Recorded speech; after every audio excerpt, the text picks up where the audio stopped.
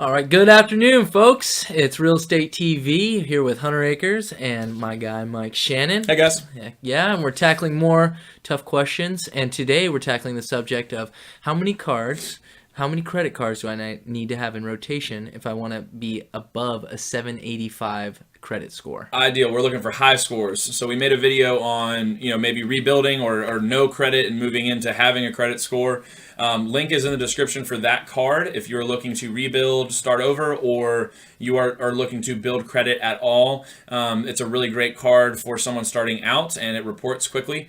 So again, link in the description for that. But as far as, okay, let's say you have a decent credit score and now you want to go into good or great. How do we get there? How many cards should you have? What's the ideal loan package? Honestly, I looked all over, and even this article doesn't really answer the question. It just kind of talks about ways things are scored. So we're going to just break it down and get to, Mike, just tell me how many cards I need. Tell me how many installments I need. What should I do? I know I need to pay my bills, but let's get into it more. Here's the final answer. And so the first thing that we can do is take a look at, of the people who have the 785 pluses, what is their credit package look like? So the first thing we saw, which was a stat that blew both of our minds, was people with scores over 785 who FICO companies qualify as high achievers have an average of 7 cards. And it includes open and closed cards, but 7 is a lot more than people think. You would think that someone with 7 credit cards does not have a good score, doesn't know what they're doing, and God, they must owe everybody a ton of money. And it turns out that they're actually the ones that are given the highest scores by the FICO bureaus. So that's kind of the interesting part about the whole credit package is more accounts is not necessarily bad. Right. And that's kind of where people kind of, wait, what? I only have one credit card. Why do I have a mediocre score? Because you only have one credit card. Right. That's kind of the weird thing for people to think of. And so if you don't have any credit cards, if you don't have any open, I'd recommend at least opening one. You don't want to open 5 all at once, because again, that would just show that you're trying to get a bunch of credit from a bunch of different places. That's not good either. But yeah, over 3-4 years, you can easily open 4 or 5 credit cards. Your score will continue to increase if those cards are handled in the proper way. And so let's talk more about, okay, you've got a car, you've got a mortgage, and now you've got 3 or 4 credit cards opened up. How, besides paying your bill, how do we manage it? Not every penny is going to get paid off necessarily every month. So let's kind of strategize and see, the ideal scenario once you have that package of credit. Once you have the 2 installments and 4 to 5 credit cards, what do we do from there? How do we impact your score from there? What do we do? What's the utilization? What should they do? Do they not use it? No. Do they max it out and then pay it all off? Absolutely not. Walk me through the month to month. So month to month, what you want to do is you want to keep your card on average under 30% of available credit.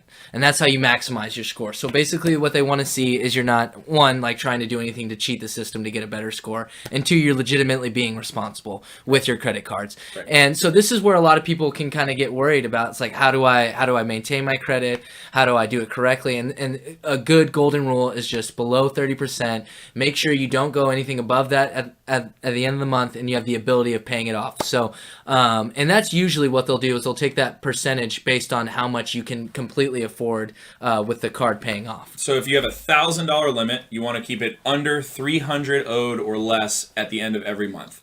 That would be ideal. So like if you it doesn't mean that you have to pay it off completely. It just needs to be under 30%, and that is considered ideal. Right, and if you start easy. Like if you know that you spend like $300 on groceries a month, that'd be perfect. Like getting a card and then only using it for groceries, or you spend so and so much on phone bill plus this. Start off slow like that. If you're worried about building a balance over a certain threshold, don't do it. But also, they're going to dock you for not using it. So yeah, like he said, go buy gas with it, pay it off, perfect, done. That way you're not even tempted, you're not worried about it. Just consider it a gas card or groceries only. That's a great way to do it. And just have 1 for gas, 1 for the groceries, and 1 for something else that's small a month. Make sure they're all paid off, and that's the ideal scenario. That's where your score will go from higher 600s all the way up into the almost 800s. That's where you're going to start getting rewarded for your score. When you come to a lender for money, you're going to get discounts on your rate. You're going to get a better deal because you have a great score, not just a score that works. Absolutely. And if you have certain cards that you use for certain things, it also makes it easier to distinguish between. Easier to keep track of for you. And again, the other part about it is history. So the great part about credit scoring is it's over time. So just show consistent ability to manage the debt, pay off your bills. You don't want to have one card always maxed out. If you have limits on the other ones and you're just saying, oh, well, that's just my bad card, see about a credit debt transfer. See if one card balance can move to another. It is much better to have two cards at 50% than one at 100 and one at 0. Much better. As counterintuitive as it is, it's the same amount of debt, but debt placement can be very important. Absolutely. Very important, especially when it's just purely for the FICO score. Obviously, I wouldn't take on more debt and put it in a terrible rated card just for the sake of moving it around. If it's there for a certain specific reason, that's fine. But if it's there and you just go, oh, I'm going to pay that one off next, you should be looking at how to lower that one along with the other one, not just, okay, once this hits 0, then I'll start paying off that one. Take a look at it, paying off both, and strategizing on being under 90, being under 50%, being under 30 on everything, but don't be at 100 on something and then 0 on another. Right. You're going to get docked much more for the 98% plus, one on the other one than you would have if they were both just at 50, for example. And what Mike's going over also ties back into this credit card utilization stage that we were talking about. I mean, he's just hitting on some great points. It's really about how you don't want to have a history of a maxed out card. Right. It's okay to have a history of two 50% balances. Much better credit scenario. You're not going to get docked at anywhere near what you would if you just had one maxed out and one 0. Absolutely. And so that's kind of the weird part about it. You need credit cards. You need to use your credit to have a high score. There's a difference between 660 because I don't pay my bills and a 660 because I've mismanaged. There are a lot of people at 660, they just don't have a lot of usage. They only got one card, maybe they're out of college. It just start applying for more, start to build, and continue to expand. That's how your score will skyrocket. Absolutely. And some people watching these videos, they may even be asking themselves, what is credit for? And basically establishing a line of credit, when you're asking to borrow a certain amount of money from an establishment, it's saying, I can prove that I can pay that money off. That's right. All you're doing with this credit card is you're proving you can make payments. And what are we trying to do by telling you guys all this information? Number one, make it readily available and easy to find because we've seen it's not. And number two, we want to help you get a better mortgage. Heck yeah. Get qualified. Be able to buy more. So the better your rate gets, the lower your monthly payment is. The more house you can afford. The better neighborhood you can move into. It's not just, oh, I want some imaginary score in the ether to be higher. This is real money saving. Can save you tens of thousands of dollars. Can buy you a house in a different neighborhood that maybe you couldn't have afforded if you had a 660. By building up that credit to 740 plus, now all of a sudden we're looking at a whole different loan. Well, your rate's way down here now. Maybe you do have more buying power than we thought.